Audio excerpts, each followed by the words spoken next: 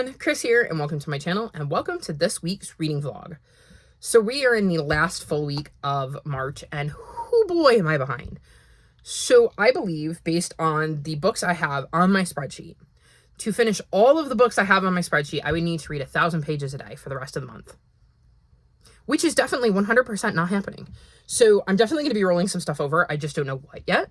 3 books I know I'm not going to be rolling over are Onyx Storm,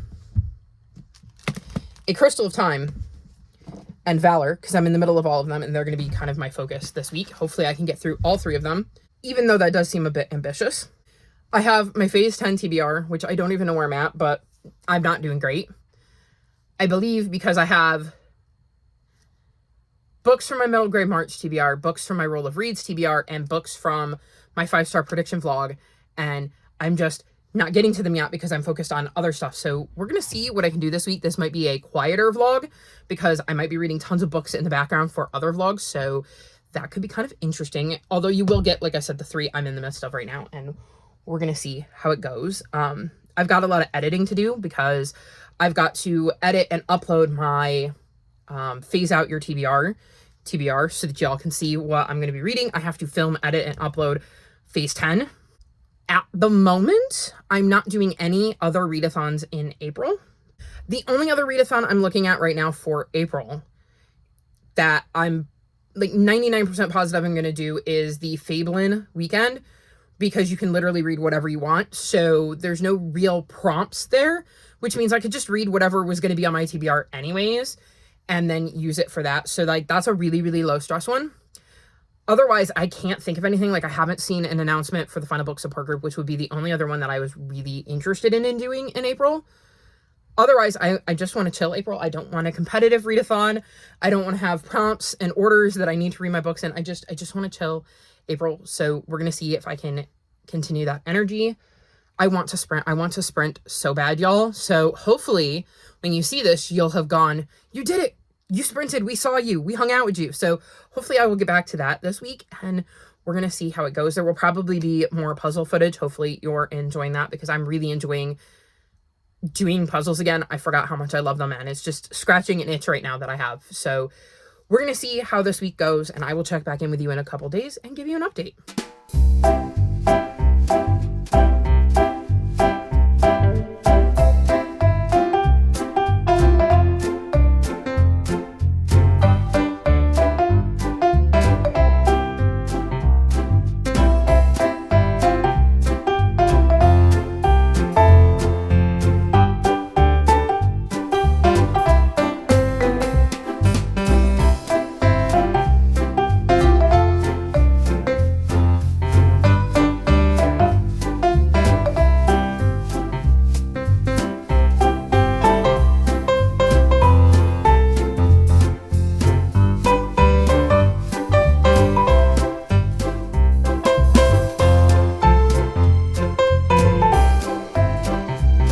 So it is the 25th, and I am checking in.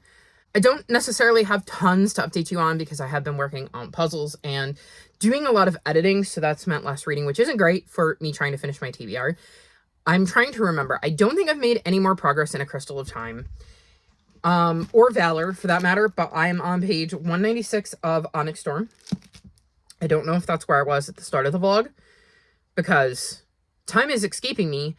And trying to keep everything straight when I've got multiple vlogs on the go and have been editing vlogs is hard. So I figured I'd let you know. I'm enjoying this, whether I'm in the same spot or not. I just haven't picked it up because I needed something a little quieter, lighter, easier. And I had other audiobooks that were getting ready to go back. I have made progress on both my Middle Grade March TBR and my 5-star prediction vlog. So I won't talk to you about those books, but it's going to seem a little light, and I wanted you to know why, and that's because I've read books that are going to be featured in other vlogs. So what I have finished for this vlog specifically that I'm going to talk about here is Ways to Grow Love, and I gave this 4 stars. This is the second book in the Ryan Hart series, and we're following Ryan, who in the first book is dealing with some changes. In this one, the big change she is dealing with is the fact that her mom is pregnant and she is going to be a big sister. And we're seeing how that affects the plans that she had for the summer and going into the school year. We also see her have some interesting discussion with friends and kind of growing and changing in that regard too. I think this is an extremely cute early middle grade series. I had a lot of fun with this. It was the right, light, but still complicated, because it is tackling some interesting issues of having an issue with some friends and maybe people you don't necessarily like, and how do you deal with that, or squabbles with your brother, or dealing with all of the complicated feelings that may come from having a new addition to the family, because while Ryan is excited, there's also some drawbacks and things that she isn't so happy about, and the way it kind of changed their like summer plans. So I thought this was the perfect amount of having something you could kind of grasp. Like I said, her dealing with growing and changing and adapting to the idea of a baby and all of the complex emotions that come with that, along with, like I said, her growth as just a person, along with being simple enough that I could follow along and it was easy for me to read. So I really, really think this is a great series for early middle graders, or maybe, and by early middle graders, I probably mean like 7, because it might even be before that, because it's pretty simple writing and the font is pretty big and it has illustrations throughout. So you, depending on your reader, you're probably looking at like 7, 8, maybe. But I have a lot of fun with this, and that doesn't mean that a 10-year-old or a 12-year-old or even a 15-year-old couldn't enjoy it, depending on what their reading tastes are. I'm just having a lot of fun with this series, and I own the first 3. So I am hoping to get to both 3 and 4 in March, because I pulled them for Phase Out Your TBR. Well, I didn't pull them specifically, but they fit the prompts I pulled for Phase Out Your TBR. So hopefully I can read 3 and 4 in April and be caught up on the series, or possibly finished. I don't know if there's going to be a book 5. I will figure that out when I read book 4. But then I can pass books 1 through 3 on to one of the little ones, because I think that they will really enjoy the series, because it's a fun time. And then the only other book I finished that I can talk about in this vlog is The Plot is Murder, and I gave this 2 stars. So this is a cozy mystery, and I'm going to have to look up the main character's name because I don't remember her name, but she is getting ready to open a bookstore. She's recently-ish widowed, I think maybe 6 months. And there was a bit of a dispute about her specific building. Like, she bought it and the guy that sold it to her tried to renege on the deal, but she managed to keep the building. And then he ends up dead in her backyard. Sam. So Sam is our main character, and she is obviously a suspect in the murder, considering he died on her property and she obviously did not have a great relationship with him. We see how she deals with being a suspect, and usually in cozy mysteries you really see the main character kind of dive into sleuthing, and I feel like she didn't really do that. I feel like her grandma, who ended up staying with her just for her protection, and some of her grandma's friends did a lot more of the sleuthing. I wasn't particularly attached to her as a character. I think the most interesting characters were her grandma and a college-age kid she hires to help out at the bookstore. And I thought their stories were interesting, which is why this got a 2-star. The other thing I didn't particularly enjoy about this is that Sam wants to be a writer, which isn't completely out of the realm of possibilities. Like, that doesn't necessarily break the cozy mystery genre.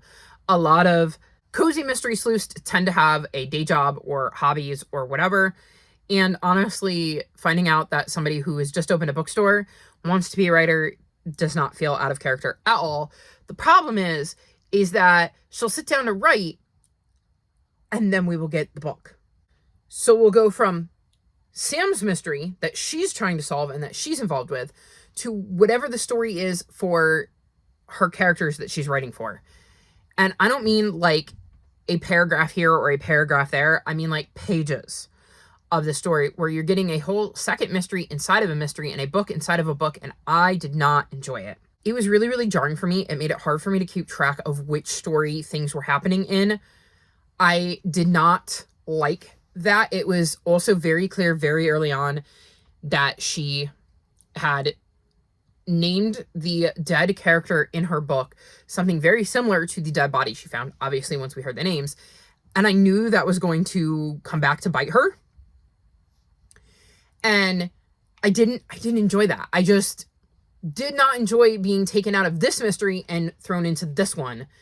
And then the moment that one maybe starts to form in my head and I start to get everything straight and remember what's going on and maybe get a little bit into it, we go back to Sam's mystery as opposed to the one she's writing.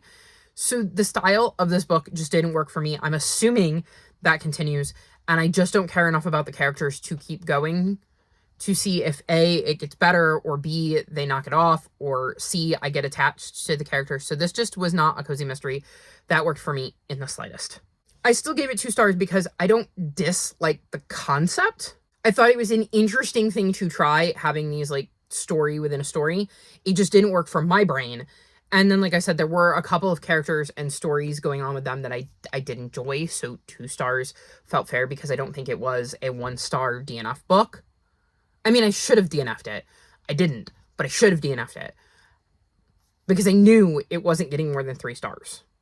So I should have DNF'd it, but I didn't. And I don't necessarily regret reading it because at least I can kind of talk about it and say that like there were these things I didn't like. And it also felt very, very obvious by the end who the killer was, which I never like in my cozy mysteries. Like, I should be doubting myself. Like, one, I prefer when I get to the end and it's laid out who the killer is and I go, oh, that makes a lot of sense. And even if I figure it out, I still want to see clues that I missed picking up on, or maybe I didn't fully understand their motives, or maybe somebody else was involved and it wasn't just the one person. Like, I want there to be more to it, not just yeah, it's obviously X, and then get to the end and be like, yeah, I was right, it was X. So did not enjoy this book, but I've definitely read worse. Please see my rant on, what is it, Needles and Knitters, that I just absolutely despised. So this was definitely not that levels of bad. And then the last update I have is that I've made progress on Jamie, and I am on page 157. So this follows Jamie, and Jamie is non-binary. They came out, and it seemed to go pretty easy. Their friends, Ash and Daisy, had no problem with it. Their parents took a minute, but seemed to get on board. The school is rolling with it, but they are in 5th grade now, and it is September, and the school is trying to get the kids ready for middle school next year. And so they do this presentation on the 2 middle schools in town. The problem is one is for boys and one is for girls. So Jamie's friend Ash is going to the boys' school and Daisy is going to the girls' school, but Jamie doesn't know where they're supposed to go because they aren't a boy and they aren't a girl. And so they're really, really struggling with that and asking tons of questions and dealing with the ramifications of all of that, while also realizing that no matter what happens, they're going to be separated from their friends because Ash and Daisy can't go to the same school because one's a boy and one's a girl. And this feels even more poignant given everything going on in the world. And it is definitely not an easy book for me to read because L.D. Lipinski is writing it in such a brilliant and relatable way. And I can feel Jamie's frustration and heartbreak and anger at the way they are being treated, at the way some of the adults are speaking to them and don't seem to understand what the issue is, especially their parents. And I am very, very curious to see what happens. How does Jamie solve this dilemma? Do they solve this dilemma? Or do they have to kind of settle for something that isn't quite right, but maybe is better than where they started? Because small battles, sometimes you can't get everything you want right off the bat, but maybe you can have a compromise that gives Jamie some of the stuff they want. Well, maybe not everything, but it starts that ball rolling. So very, very curious to see where this is going to end up in the last little bit. And I already want to buy copies of this for the little ones because it is such a poignant book and really does a great job explaining being non-binary. And I also love that L.D. Lipinski put throughout this book at the end of every chapter. I'm just seeing this at the end of chapter 1. Yes. Okay. So like here, Jamie's guide to words. So we have cisgender and cis and transgender and trans, and it explains what those are. Some of it is talking about what they enjoy, like about themselves. We have hormones, puberty blockers, hormone replacement therapy, LGBTQ, and it explains what the letters are, and the plus is mentioned. So it has a lot of learning potential in this book for things that maybe you don't know, you don't understand, you need more information on. So I feel like it is an amazing book in that sense, because it teaches kids a lot about things that maybe they haven't discovered before, or maybe will help them to start that conversation with those around them, whether they are queer or not, because maybe they want to be an ally. Maybe they are straight and cisgendered, but they want to be an ally, and they want to make the people around them an ally. And now they have the words to help explain to somebody who doesn't understand what cisgender means, or what hormone replacement therapy is, or, you know, what the letters in LGBTQ stand for, and how we can help. So this just feels like such a brilliant book in that regard too, is that yes, it is great to have a book with a non-binary character, and I hope that non-binary kids manage to get this and see themselves represented. But I also think it is great for all kids because it opens up their world. It gives them more information. It gives them new words and tools that they can use. And even, like I said, if it gets in the hands of a cisgendered straight child, it allows them the opportunity to open up their mind, open up their world, see things from a different point of view. And even if they're already totally involved with that, totally down with that, already know a lot of the lingo, it can maybe help them to start those conversations with those around them to bring more allies in. So very much enjoying this, and just L.D. Lipinski is nailing it, even though it is an extremely hard book for me to read given everything going on. So very curious to see where this ends up. So that's my update. It's basically been books I can't talk to you about because they were in other vlogs, a couple of easy to read in middle grades, even though the content, like I said, in Jamie is hitting me hard.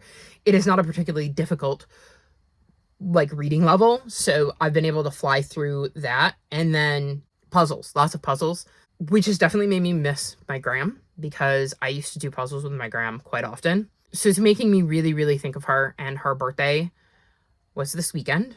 So I actually remarked to my mom, what a funny thing, I just randomly decided I was going to be in a puzzling sort of mood, and it just so happened to start right before my Gram's birthday, and just thinking about her and puzzles and those memories. So I've been a little bit in my grief too, because, well, I miss her. I can't ask her what she thinks of this puzzle, or send her pictures of the completed puzzles or anything like that, because she's not here. But I believe in my heart of hearts that she's seeing me, so she saw them. I just, wish she had been here to talk to about them.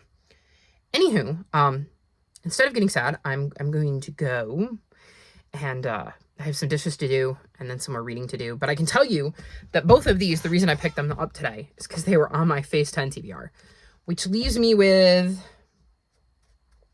well, this one, and I think just Serpent of the Sands, which is a 5-star prediction that I haven't gotten to yet. But I believe that's everything. I've read everything else, so I'm going to be able to take a reward if I ever get around to filming that. So fingers crossed I do. And yeah, I will hopefully have a few more books to update you on by the end of this vlog, because I really need to pick up the pace. I know I'm not finishing my TBR because it's 1,200 pages. But, and by TBR, I mean the tentative TBR I had for March and all of the books that I had kind of hoped to get to. So April is going to be interesting because Phase Out has already added a lot of books to my TBR. I think I added 8 between all those draws that I hadn't been planning on reading. I tried my best to make it series I was already planning on reading, and it just did not necessarily work out. Oh, well, you can't control the prompts. And now I still have to contend with that and my TBR Jar of Doom. So fingers crossed that is nice to me, because I'm going to have to film that before I see you again. And yeah, we're going to see how the rest of the week goes. And maybe I'll check in a couple days because I'll have read a bunch. I don't know. We'll see. It is the 25th, but it's 2 o'clock in the morning on the 25th. So I pretty much have all of the rest of the 25th. So maybe I'll do this again on the 27th and update you. It depends on how much I read and how much I get done. So I'm going to go, and I will check back in with you at some point to give you an update or wrap this vlog up.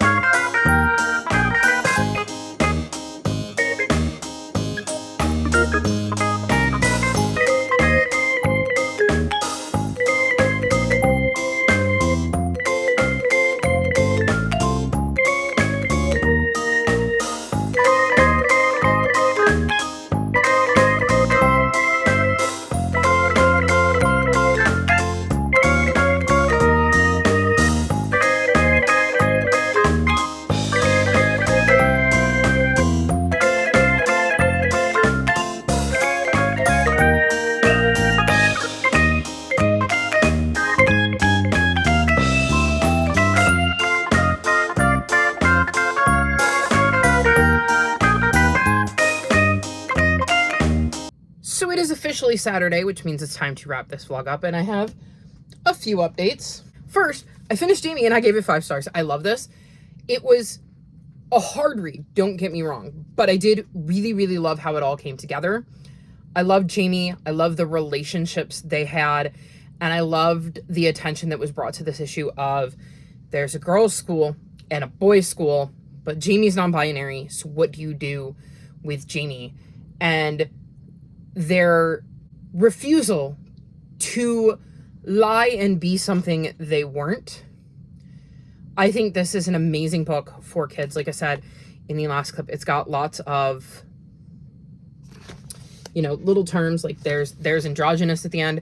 And I think it teaches kids something and definitely makes them think, because except for Jamie, nobody really thought about the fact that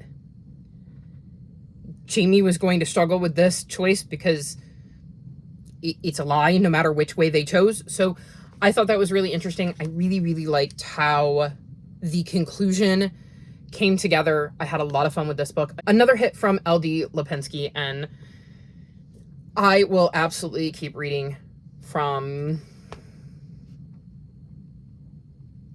them. I was double checking their pronouns, them, and they have another series out that I haven't checked out yet, because I've read Strange World Travel Agencies and really love that. So I may have to invest in those, because I need more from LD Lipinski. Then I read How to Be Ace, a memoir of growing up asexual, and I gave this 4 stars. And this is the author's look at her life being ace and trying to kind of navigate that when she certainly did not have the words for it when she was younger. And boy, was there a lot to relate to in this one. The feeling of being broken, like there's something wrong with you. The relief when you find the words and you realize, wait, it's not just me. I thought this was a really good look at that struggle. This was one I could relate to in some ways and not in others, because again, every person's journey is their own. But I definitely enjoyed reading this one and getting to see Rebecca's journey. I thought the art style was interesting and did a really good job of bringing Rebecca's story to life. Rebecca also has anxiety, so I related to that, and it was interesting to see those two things that she was dealing with, of trying to figure out her sexuality while also dealing with this anxiety disorder that was really disrupting her life and impacted things and was increased because she felt so broken. So I thought this was an interesting look at her story, and I had a good time reading it and getting to hear her story and her words and relating to it, because I could in so many different ways. And then, as Bugsy stretches up there, he's so cute. And then I finished Onyx Storm.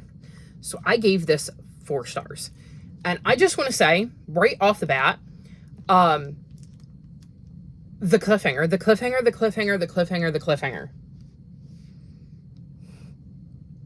The fact that I now have to wait to find out what happens next does not make me happy. However, there were times I had to force myself to pick this back up because it was just not clicking with me. And I was having a discussion with Omi, and I said, I think I enjoyed Iron Flame more, because I thought Iron Flame started slow, but once the action picked up, I did not want to put it down. And I would say, we're going to use Onyx Storm as an example.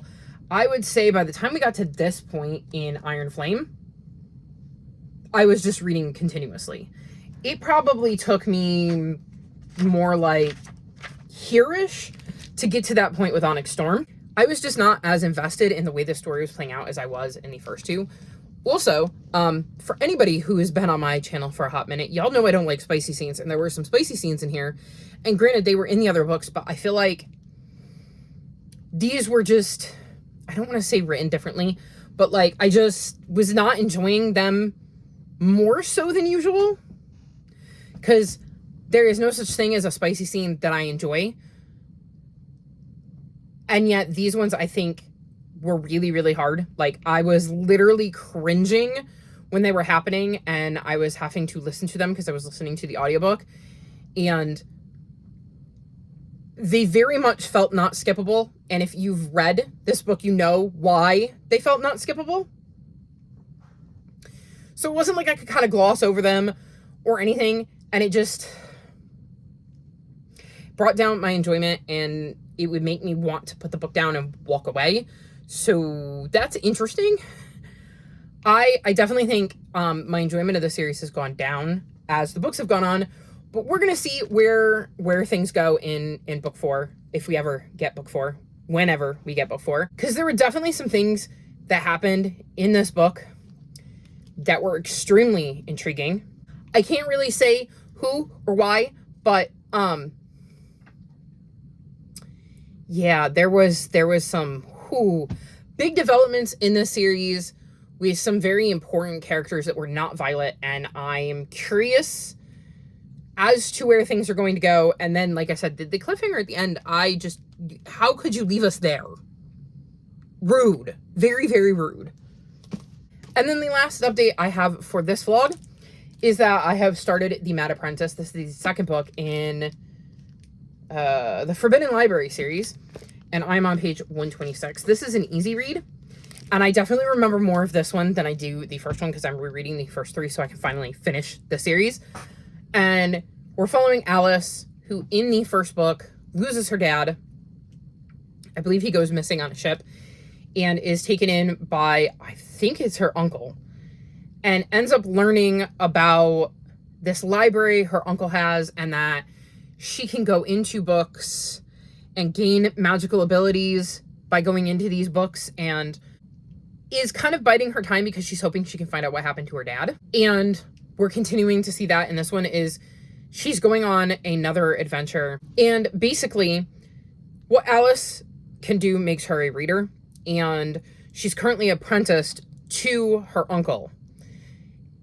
And her uncle sends her, along with some other apprentices, to track down a different apprentice who murdered his master.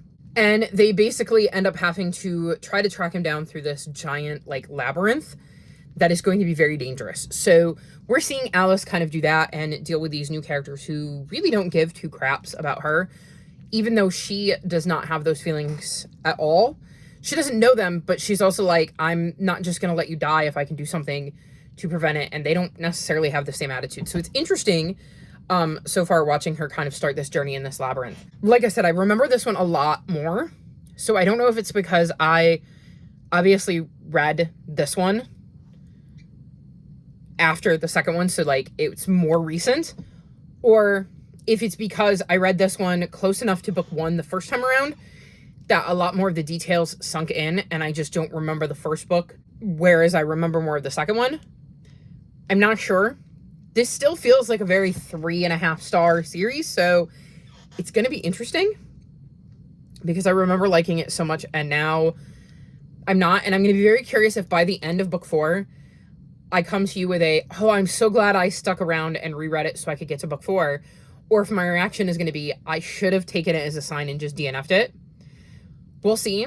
I'm thinking I'm going to stick through my reread at least and get to book 4 before I make that decision, which hopefully will be next month for book 4. So we'll see. We're going to try to get through books 2 and 3 in this month, but I don't know. We're rapidly running out of time. So that's my final update for this vlog. Obviously, I've read more than that. My middle grade March vlog is out, and I definitely read a bit of that. I have read another book in my roll of reads, which I'm going to, as soon as we're done here, go film a clip for that. And prior to filming this, I filmed an update for my 5-star prediction vlog. So I have been reading. I just, again, am not reading stuff that I can talk about in these vlogs, so makes it hard. I hope you guys are enjoying the very, very cute buggy content. That is his bed, his spot. He loves it up there. Right, Bug, Bug, Bug? He's so cute. Anywho, I am very, very tired. It's been a long week. A long March. A long 2025. Here's hoping that things continue to get better because I feel like I'm on an upswing, and hopefully y'all will be seeing my face sprint soon because I think I've finally recharged enough spoons to feel like I can handle sprinting with y'all. So fingers crossed y'all see me soon. Hopefully you'll have seen me before you see this because y'all know I'm great about editing. So actually I haven't been doing that bad.